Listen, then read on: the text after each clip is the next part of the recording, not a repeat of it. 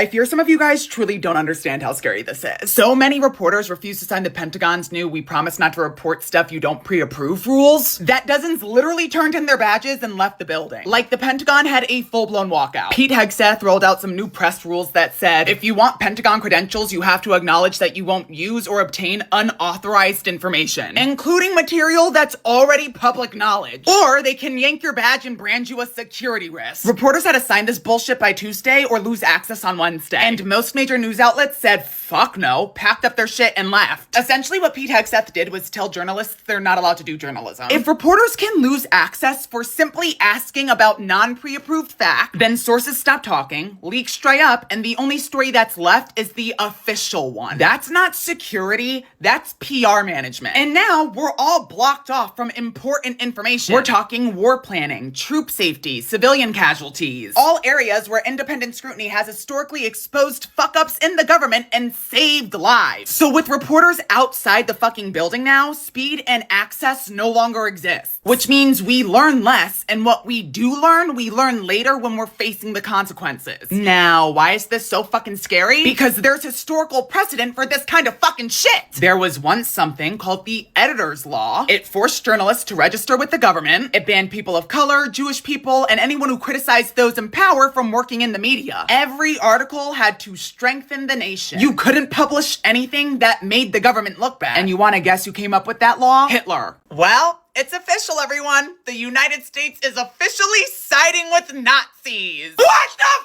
fuck? Stupid fucking dumb fucking.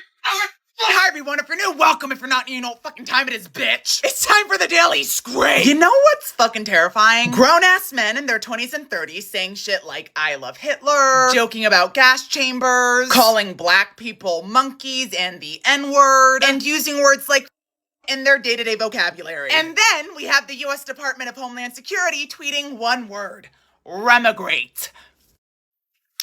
Let's start with the group chat. JD Vance tried to call it kids being stupid, but sir, these kids are paying taxes and are running or already in office. The leaked Telegram group chat is 2,900 pages long, and the people in it are between the ages of 24 and 35. Samuel Douglas, 27, an actual Vermont state senator. Peter Guinta, 31 years old, former head of the New York Young Republicans. These aren't boys, they're legislators. Like, some of these motherfuckers literally contribute to making laws. Guinta wrote, I love Hitler, and everyone who votes no goes to the gas chamber. Joe Maligno replied, can we fix the showers? Gas chambers don't fit the aesthetic. And Kay Katie, I'm ready to watch people burn. Luke Mossaman, the Spanish came to America and had sex with every woman. And Alex Dwyer jumped in. Sex, it was rape. Then he dropped 1488, which is Nazi code for Hail Hitler. These people need to be placed in a padded fucking room with straitjackets on and given extensive therapy, not leading organizations that shape the young minds of future Republicans. Now cut to DHS tweeting remigrate. That's not random. It's a Nazi-era term for mass deportations and ethnic cleansing. And now our own government is using it. And when they were called out, DHS spokesperson Trisha McLaughlin literally replied, is the English language too difficult for you? And sent a dictionary link. Bitch, we know the definition of remigrate, you dumb twat. That's the fucking problem. They're taking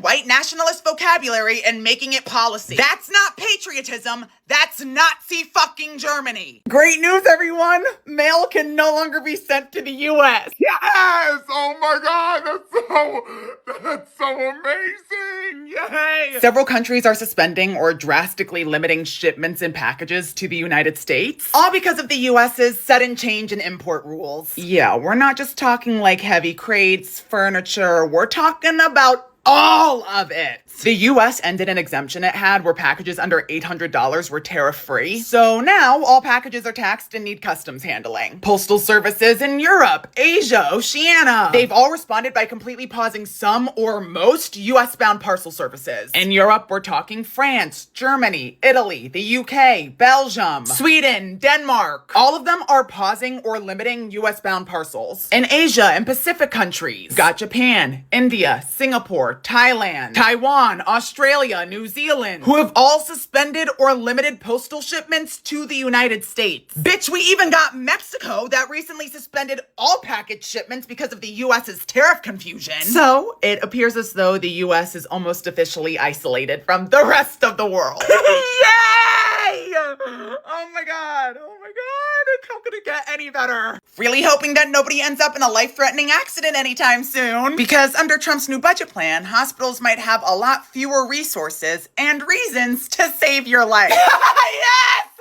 I love America!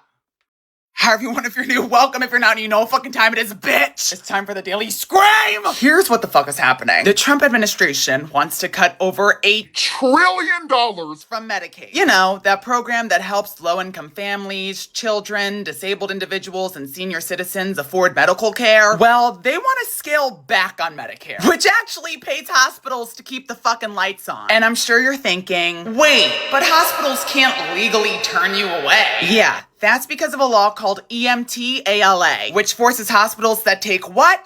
Medicare funding to treat you in an emergency no matter what. So if you can't pay, they still have to help you, but they'll bill you later. But here's the fun little loophole. If you start gutting Medicare and Medicaid, you're starving the very system that makes that protection possible. Hospitals lose funding, staff gets cut, ERs close, and suddenly that guarantee of care is just words on paper. Now, Trump's excuse for all of this, he's saying that there are ineligible people receiving this life-saving care, mainly undocumented immigrants. He says this bill will protect taxpayers by removing at least 1.4 million illegal immigrants from the program. But here's what he isn't telling you. Undocumented immigrants are already banned from full Medicaid coverage except for true emergencies. That's been the law for decades. So that 1.4 million people the White House is referring to, that's actually state-funded programs, not people getting federal Medicaid illegally. So when Trump says he's cutting all of this to stop illegal immigrants from getting health care, he's lying. Because the only people who are receiving this care are the ones who are legally eligible. Like these people have gone through a screening process. What this administration is actually doing? Using the fear of immigrants to justify gutting life-saving programs for everyone. So yeah, Trump isn't trying to save money. He's just laying the groundwork for a country where getting shot, getting hit by a car, or having a heart attack could literally leave you bankrupt. Or get you turned away because the hospital no longer exists. Why? To line the pockets of billionaires. You mean to tell me I'll never have a normal job because back in 2020 I went viral for spinning to the song Good For You by Olivia Rodrigo? But the President of the United States, our Commander-in-Chief, the man in charge of the entire nation, who has nuclear launch code, probably one of the most professional jobs and positions of power you could ever be placed in, had the audacity to post an AI-generated video of him dropping metric tons of shit on protesters. Like, this is the president. Like, please, this is the president. The president. Oh, this is vile. Like, actually vile. And then, to make matters even fucking worse, we have the second most powerful man in this country, the vice president, posting his own AI fan cam. A literal AI-generated video of this geriatric, clogged artery, foul-smelling, shit-wearing diaper man we have the misfortune of calling our president, cosplaying as a fucking king.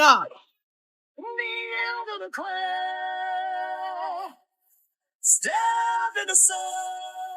Like, at this point, I am truly trying so hard to place myself in a position where I could understand why anybody would vote for these men. And I genuinely, I cannot think of one good fucking reason. Maybe that's why we have video proof of Trump telling everyone the election was rigged. Oh, you haven't seen that one either? Yeah, no problem. I'll show that one too. And interestingly, I had none of them had I not had a rigged election. Had the election not been rigged, I would have been out of here. I would have been gone. The radical left would have said, we got rid of him finally. But no, now they have me for another 4 years. And in case you weren't aware, that wasn't AI generated. That was real. So yeah, maybe not as many people actually voted for that dementia-plagued sack of leftover McDonald's fryer oil. But at the end of the day, this is who we have the misfortune of calling our president. And people say I post too much online. Bitch. Right. So ICE, the Immigration and Customs Enforcement, or as I like to call them, inbreds compensating for erectile dysfunction, the agency best known for their skill set in traumatizing children, tearing families apart, detaining U.S. citizens, just spent $17 million